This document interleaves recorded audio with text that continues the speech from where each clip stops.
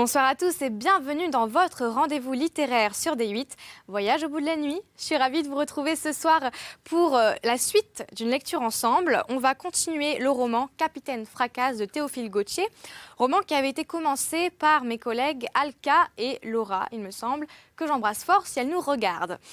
Alors pour ceux qui nous prennent en cours de route et qui ne connaîtraient pas cet auteur ou qui aimeraient se le remémorer, Théophile Gautier, c'est un écrivain, un critique d'art et historien français du 19e, connu pour ses récits fantastiques, qu'on a d'ailleurs lus ici, né en 1811. Alors, l'histoire de cette œuvre, c'est une histoire un peu tumultueuse, puisque Gautier mentionne pour la première fois Capitaine Fracasse en 1836, et c'est en 1845 qu'il signe un contrat pour la publication du roman dans la Revue des Deux Mondes. Ça se faisait beaucoup de publier des épisodes de romans dans des journaux. Et malheureusement, il n'honore pas son engagement. C'est un petit foufou, Théophile Gautier. Et c'est pour cette raison qu'il se prend un procès en 1851 parce qu'il n'honore pas son engagement avec la revue. Et il s'engage donc, à l'issue du procès, à travailler pour le journal pour rembourser l'avance qu'on lui avait faite pour la publication de l'œuvre. Sauf qu'il ne le fait toujours pas. Deuxième procès. La dette est payée par un riche banquier ami de Théophile Gautier. Il faut toujours avoir un ami banquier de toute façon. Et 25 ans plus tard, en 1861, entre 1861 et 1863, l'œuvre paraît enfin dans la Revue nationale et étrangère, qui était tenue à l'époque par Charpentier. Alors le projet de ce roman, c'est un projet assez ambitieux de Théophile Gautier, puisqu'il a voulu écrire un grand roman comique à l'image du roman comique de Scarron. Et d'ailleurs, il reprend le thème des comédiens ambulants du roman comique et cette idée du triangle amoureux. On va donc poursuivre cette lecture ensemble. Très bonne soirée à tous. Je range ma petite fiche, je la cache. Hop, on n'a rien vu.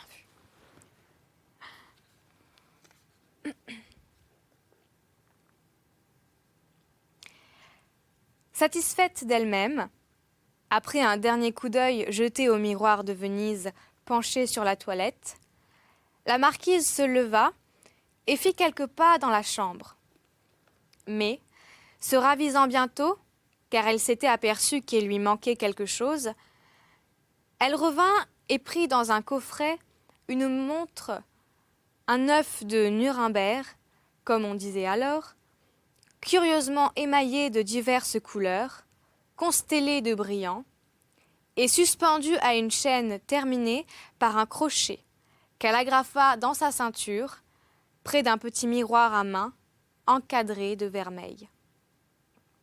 « Madame est en beauté aujourd'hui, » dit Jeanne d'une voix câline. Elle est coiffée à son avantage, et sa robe lui sied on ne peut mieux. « Tu trouves ?» répondit la marquise, traînant ses paroles avec une nonchalance distraite. « Il me semble au contraire que je suis laide à faire peur. J'ai les yeux cernés, et cette couleur me grossit. Si je me mettais en noir, qu'en penses-tu, Jeanne? Le noir fait paraître mince. Si madame le désire, je vais lui passer sa robe de taffetas queue de merle ou fleur de prune. Ce sera l'affaire d'un instant.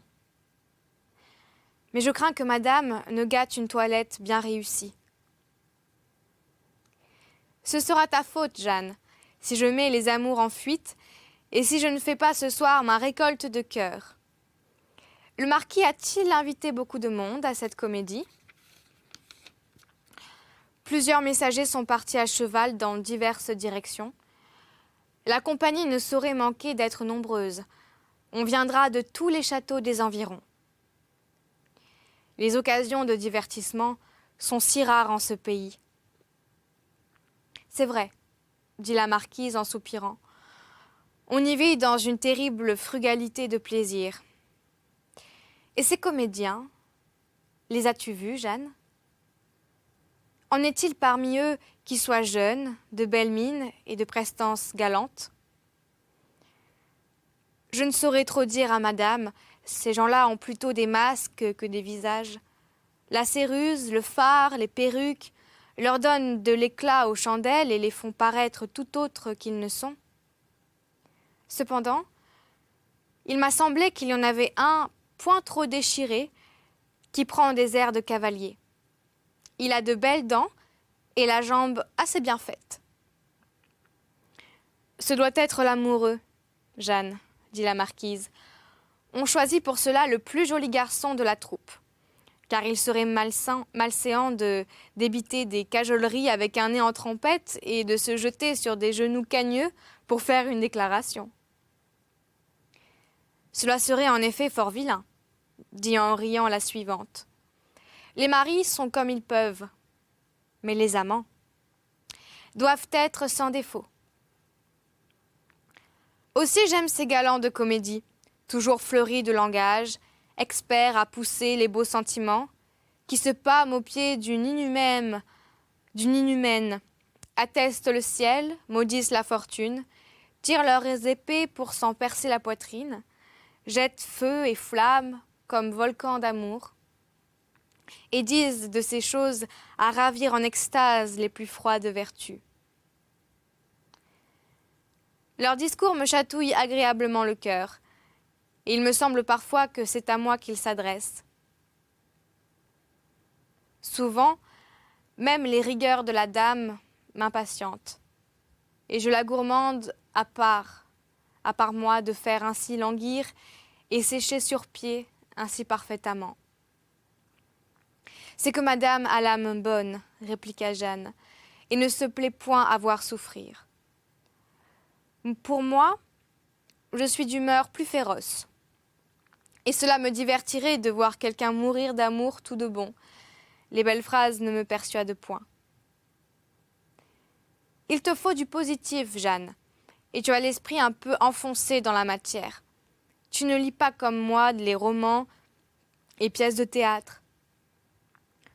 Ne me disais-tu pas tout à l'heure que le galant de la troupe était joli garçon ?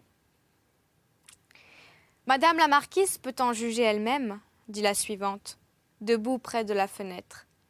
Le voilà précisément qui traverse la cour, sans doute pour se rendre à l'orangerie où l'on dresse le théâtre.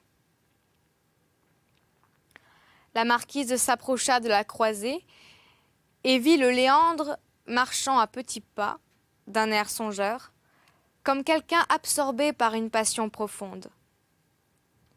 À tout hasard, il affectait cette attitude mélancolique dont les femmes se préoccupent, devinant quelque peine de cœur à consoler. Arrivé sous le balcon, il leva la tête avec un certain mouvement qui donna à ses yeux un lumineux particulier, fixa sur la croisée un regard long, triste et chargé de désespérance de l'amour impossible, bien qu'exprimant aussi l'admiration la plus vive et la plus respectueuse. Apercevant la marquise, dont le front s'appuyait à la vitre, il ôta son chapeau de façon à balayer la terre avec la plume, et fit un de ces saluts profonds, comme on en fait aux reines et aux déités, et qui marquent la distance de l'empyrée au néant. Puis il se couvrit d'un geste plein de grâce, reprenant avec un air superbe son arrogance de cavalier. Abjurer un moment au pied de la beauté. Ce fut net, précis et bien fait. Un véritable seigneur rompu au monde, usagé en la cour, n'eût pas mieux saisi la nuance. Flatté de ce salut à la fois discret et prosterné, où l'on rendait si bien à son rang ce qu'on lui devait, madame de Bruyères ne put s'empêcher d'y répondre par une faible inclination de tête, accompagnée d'un imperceptible sourire. Ces signes favorables n'échappèrent point au Léandre, et sa fatuité naturelle ne manqua pas de s'en exagérer la portée. Il ne douta pas un instant que la marquise ne fût amoureuse de lui, et son imagination extravagante se mit à bâtir là-dessus tout un roman chimérique. Il allait enfin accomplir le rêve de toute sa vie, avoir une aventure galante avec une vraie grande dame, dans un château quasi princier, lui, pauvre comédien de province, plein de talent sans doute, mais qui n'avait point encore joué devant la cour. Rempli de ses billevesées, il ne se sentait pas d'aise, son cœur se gonflait, sa poitrine se dilatait, et sa répétition finie, il rentra chez lui pour écrire un billet du style le plus hyperbolique qu'il comptait bien faire parvenir à la marquise.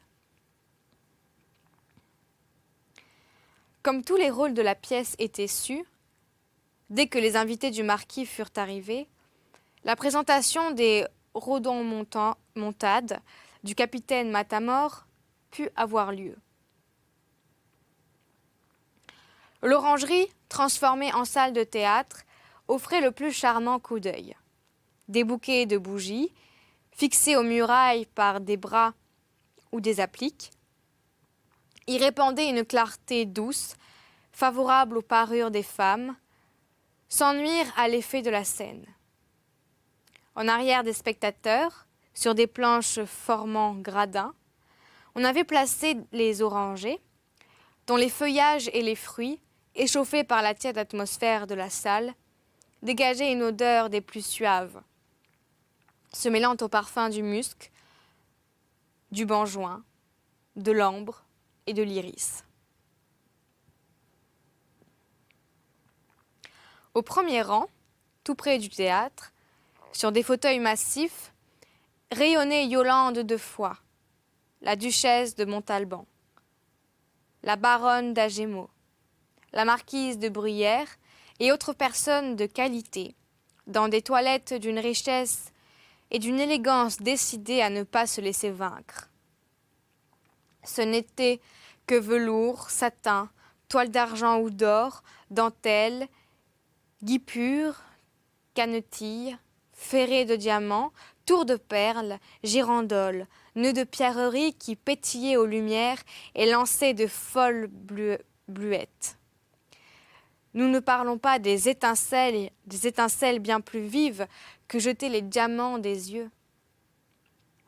À la cour même, on n'eût pu voir réunion plus brillante. Si Yolande de Foix n'eût pas été là, plusieurs déesses mortelles auraient fait hésiter un Paris chargé d'accorder la pomme d'or. Mais sa présence rendait toute lutte inutile. Elle ne ressemblait pourtant pas à l'indulgente Vénus, mais bien plutôt à la sauvage Diane. La jeune châtelaine était d'une beauté cruelle, d'une grâce implacable, d'une perfection désespérante. Son visage, allongé et fin, ne semblait pas modelé avec de la chair, mais découpé dans l'agate et l'onyx. Tant les traits étaient purs, immatériels et nobles. Son col amenuisé, flexible comme celui d'un cygne, s'unissait, par une ligne virginale, à des épaules encore un peu maigres et à une poitrine juvénile d'une blancheur neigeuse, que ne soulevaient pas les battements du cœur. Sa bouche, ondulée comme l'arc de la chasseresse, décochait la moquerie même lorsqu'elle restait muette. Et son œil bleu avait des éclairs froids, à déconcerter l'aplomb des hardiesses. Cependant, son attrait était irrésistible. Toute sa personne, insolemment étincelante, jetait au désir la provocation de l'impossible. Nul homme n'eût vu Yolande sans en devenir amoureux. Mais être aimé d'elle était une chimère que bien peu se permettaient de caresser. Comment était-elle habillée ? Il faudrait plus de sang-froid que nous n'en possédons pour le dire. Ses vêtements flottaient autour de son corps comme une nuée lumineuse, où l'on ne discernait qu'elle. Nous pensons cependant que des grappes de perles se mêlaient aux crespelures de ses cheveux blonds scintillants comme les rayons d'une auréole. Sur des tabourets et des banquettes étaient assis, par derrière les femmes, les seigneurs et les gentilshommes, pères, maris ou frères de ces beautés. Les uns se penchaient gracieusement sur le dos des fauteuils, murmurant quelques madrigals à une oreille indulgente. Les autres s'éventaient avec le panache de leur feutre, ou, debout, une main sur la hanche, campés de manière à faire valoir leur belle prestance, promenaient sur l'assemblée un regard satisfait. Un bruissement de conversation voltigeait comme un léger brouillard au-dessus des têtes, et l'attente commençait à s'impatienter. Lorsque 3 coups solennellement frappés retentirent et firent aussitôt régner le silence. Les rideaux se séparèrent lentement et laissèrent voir une décoration représentant une place publique, lieu vague, commode aux intrigues et aux rencontres de la comédie primitive. C'était un carrefour avec des maisons aux pignons pointus, aux étages en saillie, aux petites fenêtres maillées de plomb, aux cheminées d'où s'échappait naïvement un tire-bouchon de fumée, allant rejoindre les nuages d'un ciel auquel un coup de balai n'avait pu rendre toute sa limpidité première. L'une de ces maisons, formant l'angle de 2 rues qui tâchaient de s'enfoncer dans la toile par un effort désespéré de perspective, possédait une porte et une fenêtre patricale. Les 2 coulisses qui rejoignaient à leur sommet une bande d'air, çà et là géographiée d'huile, jouissaient du même avantage.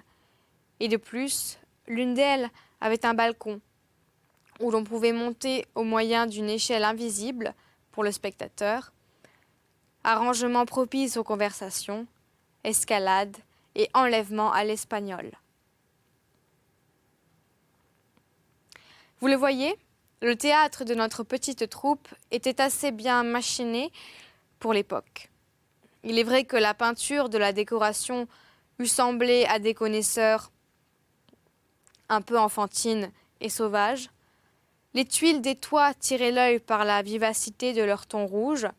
Le feuillage des arbres plantés devant les maisons était du plus beau vert de gris, et les parties bleues du ciel étalaient un azur invraisemblable. Mais l'ensemble faisait suffisamment naître l'idée d'une place publique chez des spectateurs de bonne volonté. Un rang de 24 chandelles, soigneusement mouchées, jetait une forte clarté sur cette honnête décoration peu habituée à pareille fête. Cet aspect magnifique fit courir une rumeur de satisfaction parmi l'auditoire. La pièce s'ouvrait sur une querelle du bon bourgeois Pandolfe avec sa fille Isabelle, qui, sous prétexte qu'elle était amoureuse d'un jeune blondin, se refusait le plus opiniâtrement du monde à épouser le capitaine Matamoros, dont le père était entiché, résistance dans laquelle Zerbine, sa suivante bien payée par Léandre, la soutenait du bec et des ongles. Aux injures que lui adressait Pandolfe, l'effrontée soubrette, prompte à la riposte, répondait par sans folie et lui conseillait d'épouser lui-même Matamor s'il l'aimait tant. Quant à elle, jamais elle ne souffrirait que sa maîtresse devint la femme de ce vieillard, de ce visage à nasarde, de cet épouvantail à mettre dans les vignes. Furieux, le bonhomme, voulant entretenir Isabelle seule, poussait Zerbine pour la faire rentrer au logis. Mais elle cédait de l'épaule aux bourrades du vieillard, tout en restant en place avec un mouvement de corsage si élastique, un tordion de hanche si fripon, un froufrou de jupe si coquet qu'une ballerine de profession n'eût pu mieux faire, et à chaque tentative inutile de Pandolfe, elle riait. Sans se soucier de paraître avoir la bouche grande de ses 32 perles d'Orient, plus étincelantes encore aux lumières, à faire se dérider les mélancolies d'Héraclite. Une lueur diamantée luisait dans ses yeux, allumée par une couche de fard posée sous la paupière. Le carmin avivait ses lèvres et ses jupes toutes neuves, faites avec les taffetas donnés par le marquis, se lustraient aux cassures de frissons subis et semblaient secouer des étincelles. Ce jeu fut applaudi de toute la salle, et le seigneur de Bruyères se disait tout bas qu'il avait eu le goût bon en jetant son dévolu sur cette perle de soubrette. Un nouveau personnage fit alors son entrée, regardant à droite et à gauche, comme s'il craignait d'être surpris. C'était Léandre, la bête noire des pères, des maris, des tuteurs, l'amour des femmes, des filles et des pupilles, l'amant, en un mot.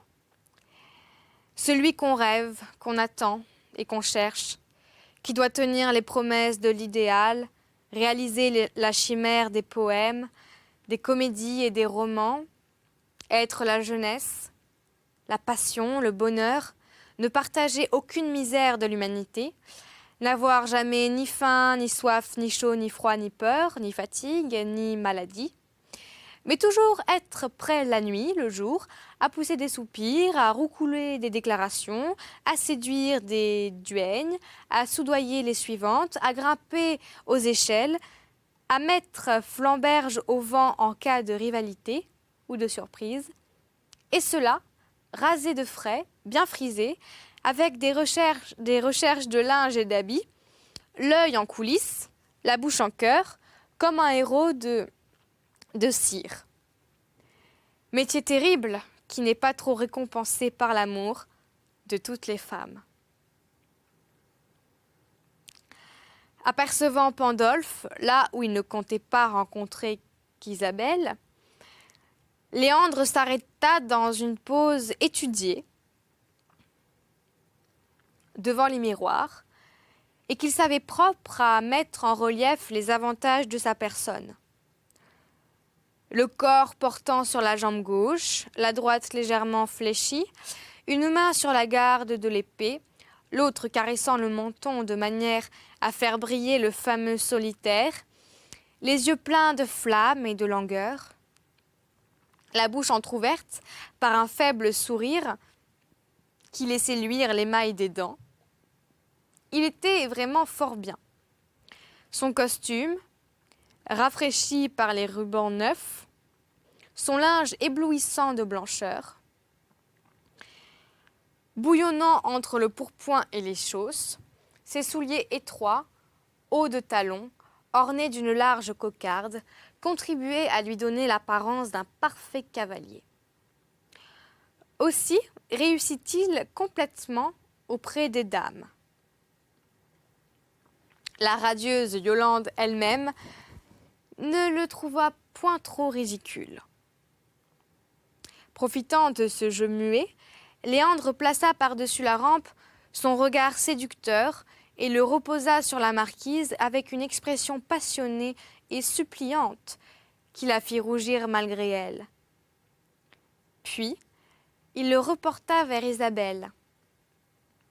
Éteint et distrait, comme pour bien marquer la différence de l'amour réel à l'amour simulé. À la vue de Léandre, la colère de Pandolfe devint de l'exaspération. Il fit rentrer au logis sa fille et la soubrette, mais non pas si rapidement que Zerbine n'eut eu le temps de glisser dans sa poche un billet à l'adresse d'Isabelle. Billet demandant un rendez-vous nocturne. Le jeune homme, resté avec le père, lui assura le plus poliment du monde que ses intentions étaient honnêtes et ne tendaient qu'à serrer le plus sacré des nœuds qu'il était de bonne naissance, avait l'estime des grands et quelque crédit à la cour, et que rien, pas même la mort, ne pourrait le détourner d'Isabelle, qu'il aimait plus que la vie. Paroles charmantes que la jeune fille écoutait avec délice, penchée de son balcon, en faisant au Léandre des jolis petits signes d'acquiescement.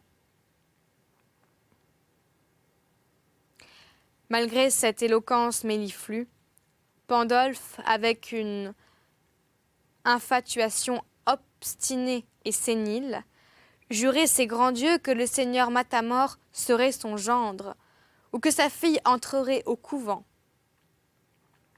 De ce pas, il allait chercher le tabellion pour conclure la chose. Pandolfe éloigné, Léandre adjurait Isabelle, toujours à la fenêtre, car le vieillard avait fermé la porte à double tour, de consentir pour éviter de telles extrémités à ce qu'il l'enlevât et l'amena à un ermite de sa connaissance, qui ne faisait pas de difficulté de marier les jeunes couples empêchés dans leurs amours par la volonté tyrannique des parents. À quoi la demoiselle répondait modestement, tout en avouant qu'elle n'était pas insensible à la flamme de Léandre, que l'on devait du respect à ceux de qui l'on tient le jour, et que cet ermite ne possédait peut-être pas toutes les qualités qu'il faut pour bien marier les gens. Mais elle promettait de résister de son mieux et d'entrer en religion, plutôt que de mettre sa main dans la pâte de Matamor. L'amoureux se retirait pour aller dresser ses batteries avec l'aide d'un certain valet, drôle retors, personnage fertile en fourberie, ruse et stratagème, autant que le sieur Paulien. Il devait revenir le soir sous le balcon et rendre compte à sa maîtresse du succès de ses entreprises. Isabelle fermait sa fenêtre et Matamor, avec cet esprit d'à-propos qui le caractérise, faisait son entrée. Son apparition attendue produisit un grand effet. Ce type favori avait le don de faire rire les plus moroses. Quoique rien ne nécessitât une action si furibonde, Matamor, ouvrant les jambes et en compas forcé, et faisant des pas de 6 pieds, comme les mots dont parle Horace, arriva devant les chandelles et s'y planta dans une pose cambrée, outrageuse et provocante, de même que s'il eût voulu porter un défi à la salle entière. Il filait sa moustache, roulait de gros yeux, faisait palpiter sa narine et soufflait formidablement, comme s'il étouffait de colère pour quelque injure méritant la destruction du genre humain. Matamor, en cette occasion solennelle, avait tiré du fond de son coffre un costume presque neuf qu'il ne mettait qu'au beau jour, et dont sa maigreur de lézard faisait ressortir encore la bizarrerie comique et l'emphase grotesquement espagnole.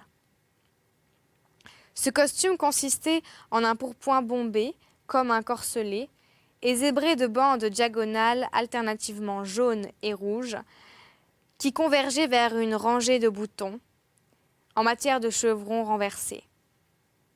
La pointe du pourpoint descendait fort bas sur le ventre. Les bords et les entournures en étaient garnis d'un bourrelet saillant, aux mêmes couleurs. Des rayures semblables à celles du pourpoint décrivaient des spirales bizarres autour des manches et de la culotte, donnant au bas et aux cuisses un air risible de flûte à l'oignon. Voilà, c'est ici que j'achève cette lecture. J'espère que vous avez passé un bon moment en ma compagnie. Pour ma part, j'ai été ravie de vous lire ce passage de Capitaine Fracasse de Théophile Gautier. On se retrouve tout de suite pour la suite de ces aventures. Bonne nuit pour ceux qui se couchent. À très bientôt.